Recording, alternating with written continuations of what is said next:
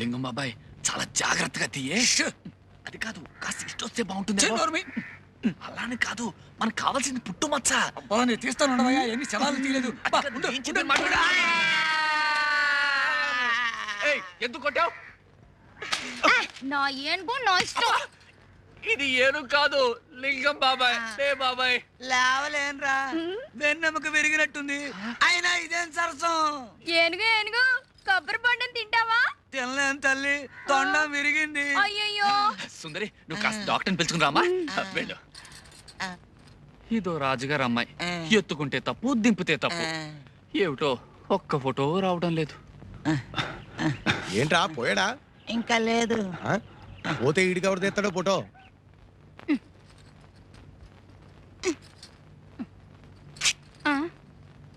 అయ్య బాబోయ్, చిరిగి చచ్చింది. అందుకే కొత్త వదులుగా కుట్టుకున్నాను. నేను వదులుగానే కుట్టాను, కానీ ఆ సత్యంగాడు కొట్టు చీకుడు కూడా అది చిరగకపోతే ఆశ్చర్యపడాలి. ఈసారి రాని దొంగ సచినోడిని బట్టల ముట్లాక్కుని కొబ్బరి బొండంతో కొట్టాను. సరే, అలా బజార్లోకి వెళ్ళిపోతావు ఎందుకు? కూర్చో, కొడతాను. పొత్తిగా బుద్ధి లేదు నీకు.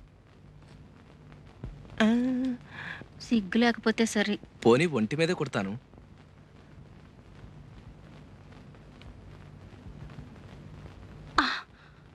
చర్మానికి కుడతావేంటి? నీ ఒళ్ళెంత మెత్తగా ఉందో, రంగు మాత్రం బంగారం కదూ. ఇంకా నల్లబడ్డాను. రోజు సున్నుపిండి పెట్టుకుని నీళ్ళోసుకునేదాన్ని. ఈ మధ్య పత్తక వేసి నేను రుద్దనా?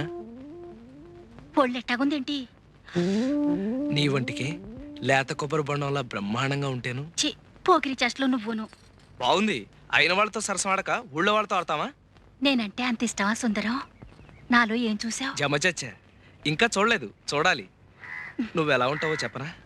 అందరూ పైనుంచి ప్రారంభిస్తారు, అదే వర్ణించడం నేను కింద నుంచి ప్రారంభిస్తాను. నీ అరికాళ్ళు తామరాకుల్లో ఉంటాయి, నీ మోకాళ్ళు లేడికాళ్ళలా ఉంటాయి, నీ జతజళ్ళు అరటిబోదల్లాగుంటాయి. ఆ తర్వాతేమో సూది కళ్ళలో దిగితే ప్రమాదం కదా.